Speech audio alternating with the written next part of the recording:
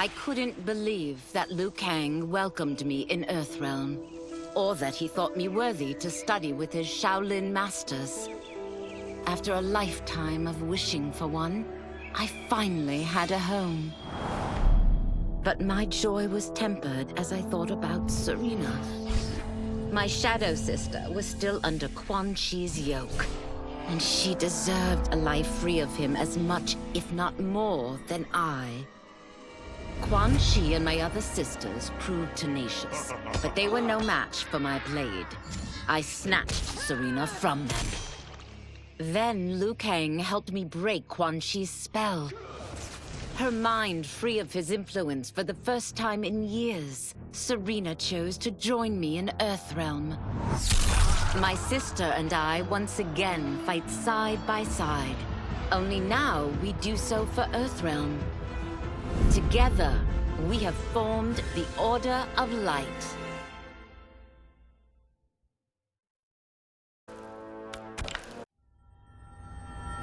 While the regime had changed, little else had.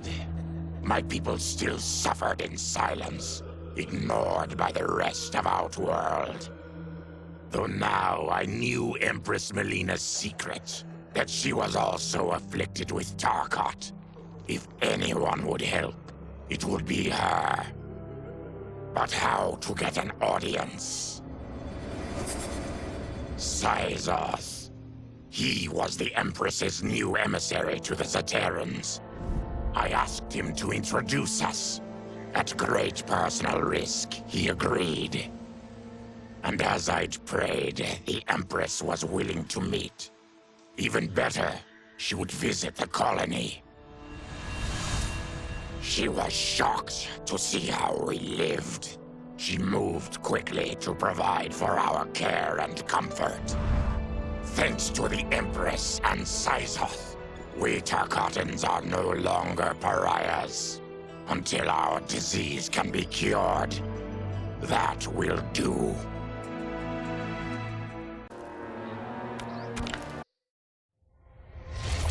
Though the barriers between timelines had been rebuilt, there was no question that they could again be broken. Protecting this timeline would require eternal vigilance, so that it could not fall victim to further outside aggression. But nothing in my countless lifetimes had prepared me for this task. In none of them had multiple timelines ever coexisted. Monitoring them for threats was an entirely novel problem. It would require a novel solution. I discovered that though the timelines no longer touched, their meeting had left them intertwined. I can now secretly surveil all timelines, keeping watch for potential danger.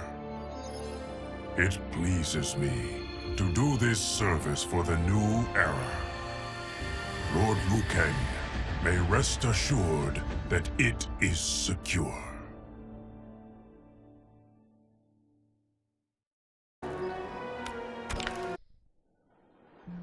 Quan Chi's defeat had cost me everything.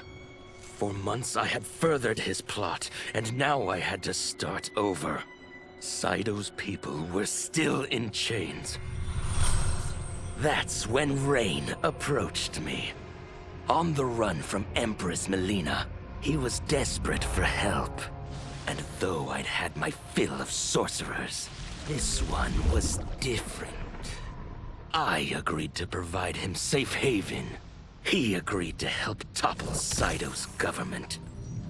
And topple it we did. Rain summoned a wave so fast, so powerful, that it crushed the capital. Saito's fascist rulers were swept away. My people are finally free. They can chart their own course, needing only to follow their own desires. Their lives are now blessed by anarchy.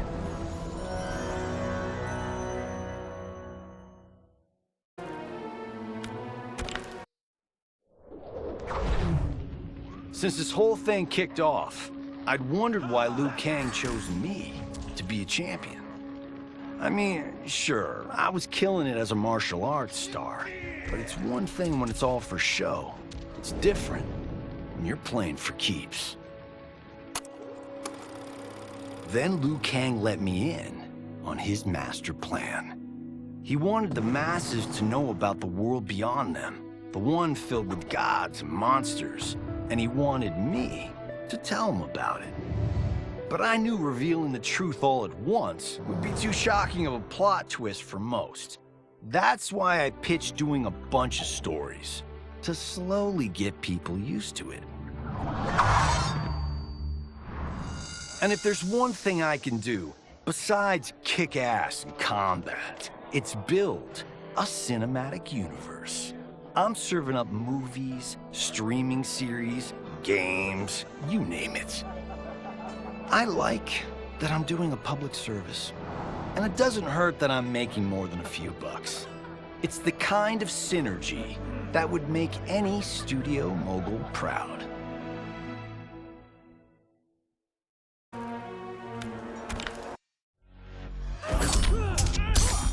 I wasn't looking for allies against the Yakuza, but I found one in Special Agent Jackson Briggs. He'd heard gangsters plotting to kill me on a wiretap and came calling, hoping I'd be his informant. We planned to part ways when we got the job done, but then Shang Tsung showed up to steal Sento. Needless to say, Jackson had questions. It blew his mind to hear that the stories in Johnny's movies were real. Once the shock wore off, Jackson quickly sized up the threats Earthrealm faced. To deal with them, he got his bosses at the FBI to form the Outworld Investigation Agency. When he asked me to sign on, I hesitated. After all, me? A government agent?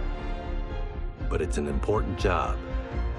And more importantly to me, an honest living.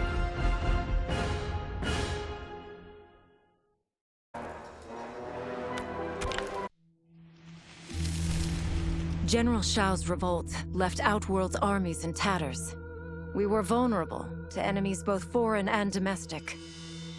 That's why my sister asked me to take command, to stitch her military back together and purge Shao's loyalists within it.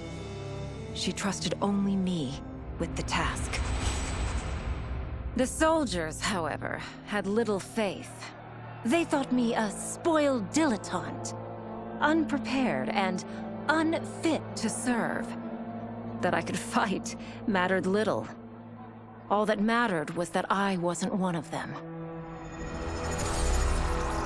I finally earned their loyalty by orchestrating an epic victory over Shao and his rebels. Though the general himself escaped, his forces were smashed. For as long as I am able, I will lead the Empress's armies in defense of Outworld. Through strength, we will achieve peace.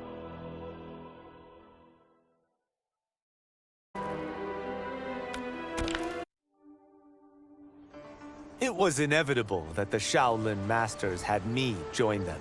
They knew just how much future initiates could learn from me. Shujinko was one of my earliest. His ability to absorb anyone's powers and skills was amazing. With the right training, he could become our greatest champion. I knew that I alone could give it to him. But as his proficiency grew, so did his ego. In love with himself and his power, Shujinko became a threat to the realms. He hadn't learned humility, because I wasn't the one who could teach it. I should have listened to Raiden's warning and not tried to train Shujinko alone. After he was subdued, Shujinko's accumulated abilities and memories were taken from him. He is once again a new initiate, ready to begin his training. This time, Raiden and I trained Shujinko together. He will become the champion he is destined to be. And I will fulfill my duties, humbly and cooperatively.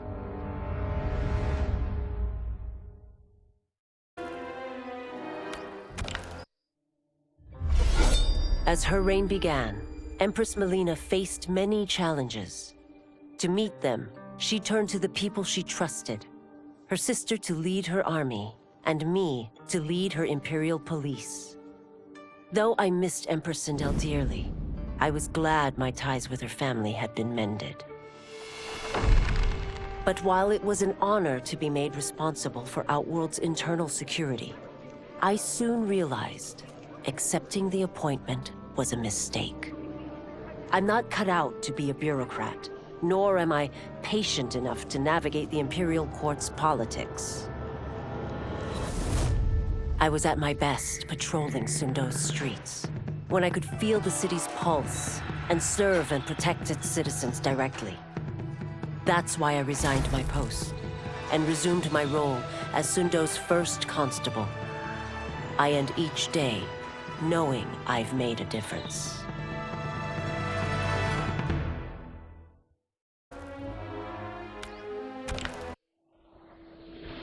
My loyal partner had warned me.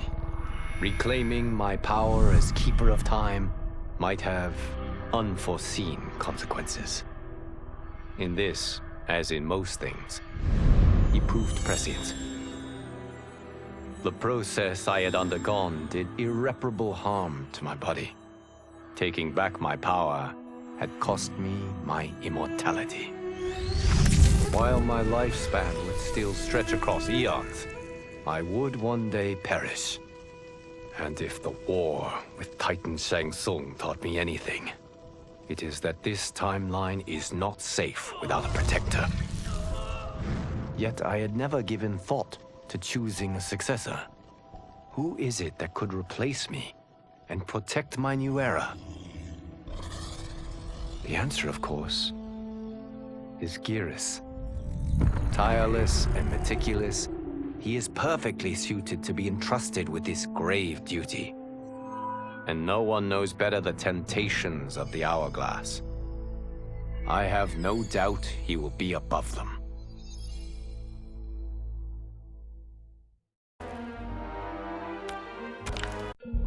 Though worried about how the public might react, I met with Baraka to discuss his Tarkatans. Speaking from his heart, he moved me. I agreed to visit his colony and see how his people lived.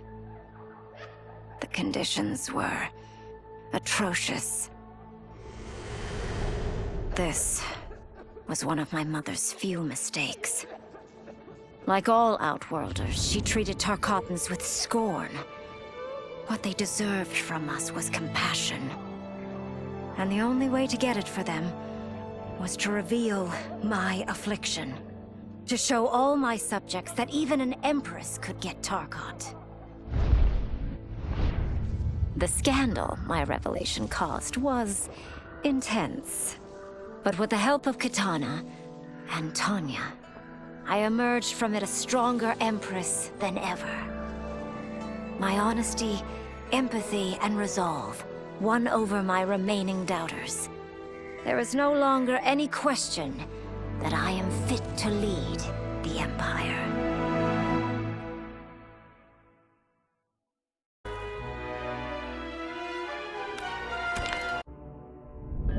Quan Chi's plot collapsed. Along with it, my plan to secure new beings to feed my starving people. Because I'd advocated for partnering with him, I was held responsible. If I didn't seize for Viternus' new feeding grounds, the Coven would banish me. But then, I had a revelation. I didn't need to conquer realms to feed my people. I simply needed to capture enough beings to breed them. Once they multiply, Viternus will have a limitless, renewable source of food. And I only need a few thousand to start. A number so small compared to the billions in the realms that no one will notice as people go missing. But it will be more than enough to establish our breeding stock and feed a ravenous Veternus.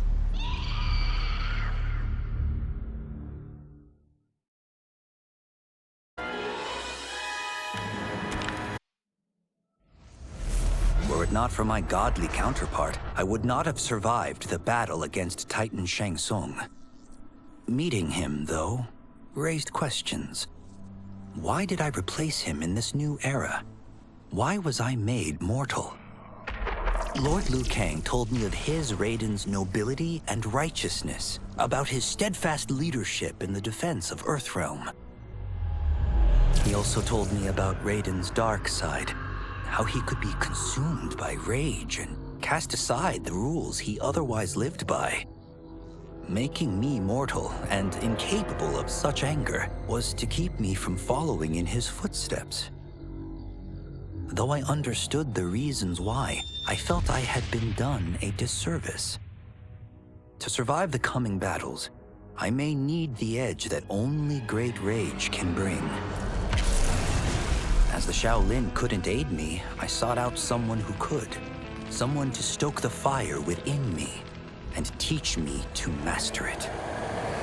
For this, I could have no better teacher than the Shirai Ryu's Grand Master.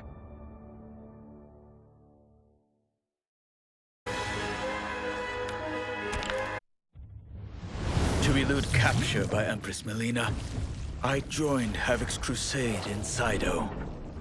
There, I summoned more magic than I thought possible, and drowned out the old regime. Havoc's longed-for anarchy had been achieved. He was more than satisfied. But I was left empty and broken. Had I been satisfied as Outworld's High Mage, not let myself be tempted by Shang Tsung, a great city would not now lay in ruins. I've caused devastation, ended thousands of lives, all because of my blind ambition. I've betrayed my oath, my sovereign, and my realm. These high crimes merit punishment, and I'll accept whatever the Empress gives me. My only ambition now is to one day be forgiven.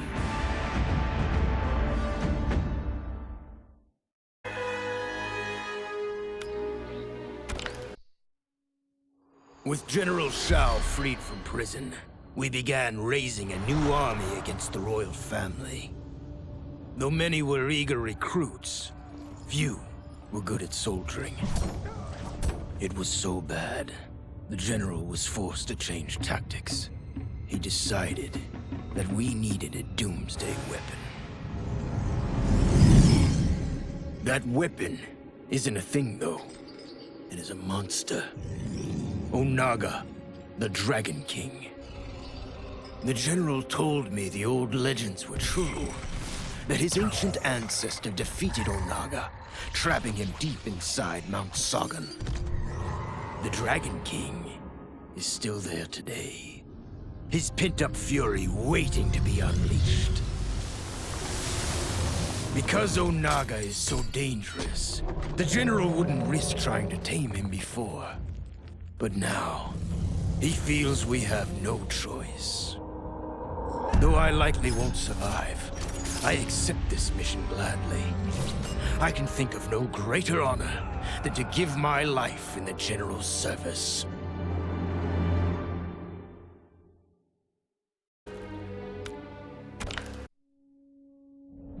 After fleeing Outworld, I hadn't expected to return. But then, I also hadn't expected the new Empress to make me an offer I couldn't refuse. To thank me for helping stop General Shao's rebellion, she asked me to be her emissary to the Zaterrans. Going home, bearing the seal of the royal house, I would show, once and for all, that my mutation wasn't to be feared. That it wasn't a source of shame. To my surprise, I was welcomed. But those warm smiles hid a dark secret. I stumbled upon a trove of official records, which showed that my shape-shifting ability isn't unique. Many Zaterrans are born with it, but are killed by their government to keep it from spreading. Who started this barbaric policy? Who is now enforcing it is unknown. But I will find out, and I will put an end to this madness.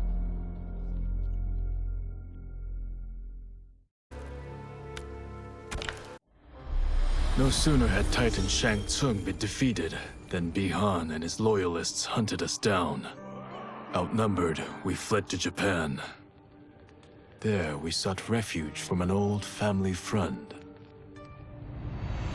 As children, we played together. But Harumi Shirai was a woman now, the head of her clan.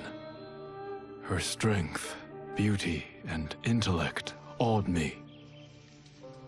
Also incensed by Bihan's betrayal, Harumi agreed to help me forge a new clan, one that would stand against him and defend Earthrealm. Her aid proved invaluable, and as time went on, we grew closer. To honor Harumi and pay respects to my new bride, I named the clan after her, calling it the Shirai Ryu. Now the battle against my brother begins in earnest. The Shirai Ryu won't rest until Bihan is defeated and the Lin Kuei's honor restored.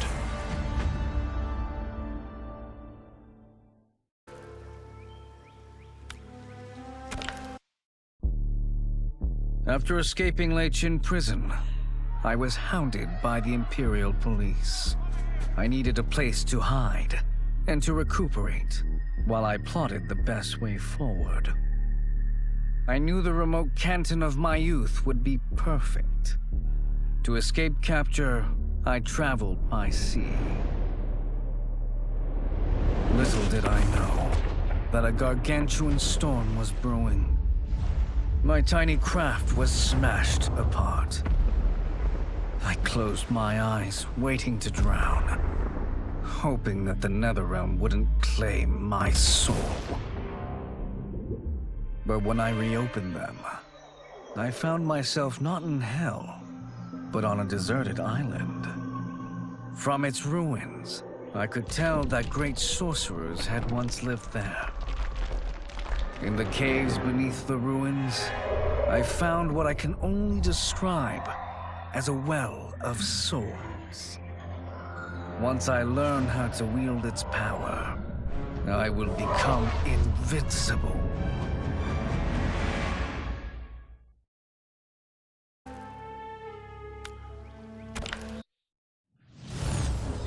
The battle had been lost, but the war isn't over. I won't stop fighting until I take Outworld's throne.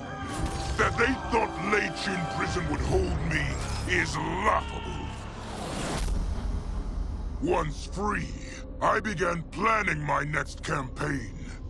I would need an unstoppable army to overthrow Melina.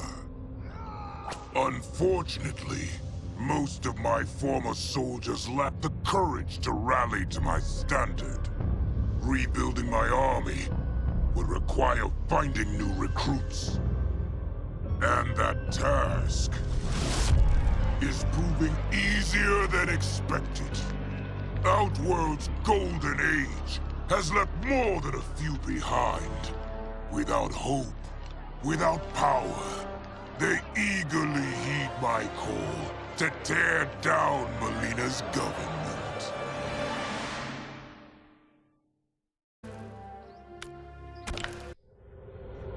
As the darkness enveloped me, I took a long, last look at my family.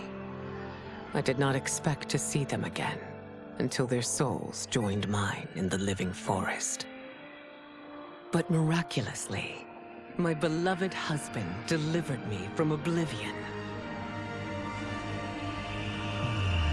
Though he couldn't save my body, Jared had preserved my soul. Like him and countless others, I am now a part of Ermac. Yet ours is not a peaceful repose. The collected souls within Ermac have their own needs and agendas. Before we can speak as one, we must first reach consensus. I had thought, as the former rulers of Outworld, I and Jared would hold sway. But here we are, two souls among many thousands, fighting for the right to be heard. And if there is one thing we do well together, it is fight. We will win the right to govern Ermac as we once had governed Outworld. And we will rule for the benefit of all.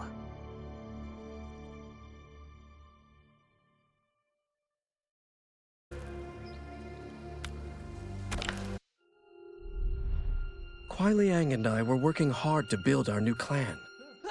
But even with the help of his close friend Harumi, it was difficult.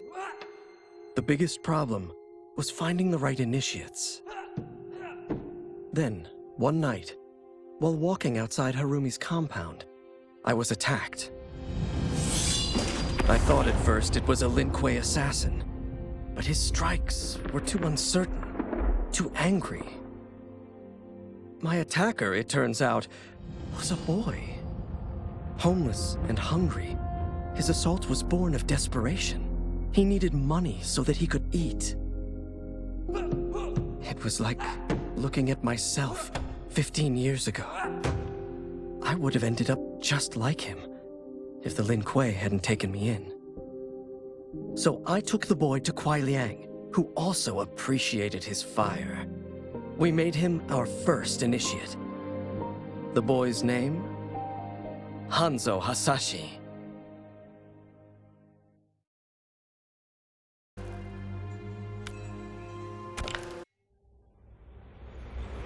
I had broken the Lin Kuei free of Liu Kang's enslavement.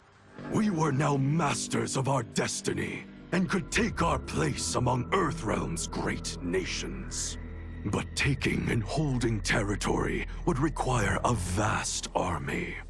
I needed more fighters to make our presence felt. Then I recalled Shang Tsung's dragon warriors. An army of them would be unstoppable. But trafficking in such strong magic would surely draw Liu Kang's attention. Sector advised that we avoid detection by building our army using science, not sorcery. We've invested much into this endeavor, and we are beginning to see results. Once again proving the depths of Sector's genius. When we are done, all of Earthrealm will honor our desires and heed our demands. If not, they will face the Lin Kuei's wrath.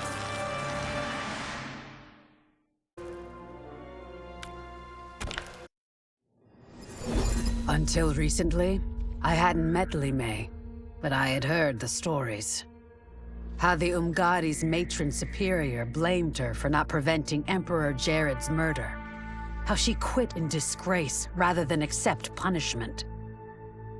But those stories didn't fit the woman I now knew. Li Mei would never have been so negligent. Eventually, I uncovered the truth.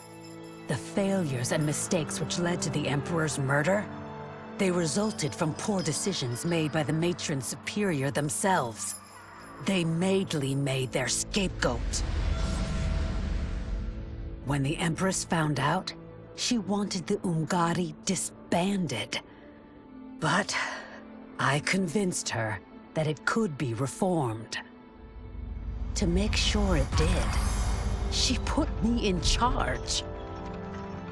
I am humbled by this sacred responsibility. The Umgadi, my sisters, they are my life. I will not let them be brought down by the acts of a selfish few.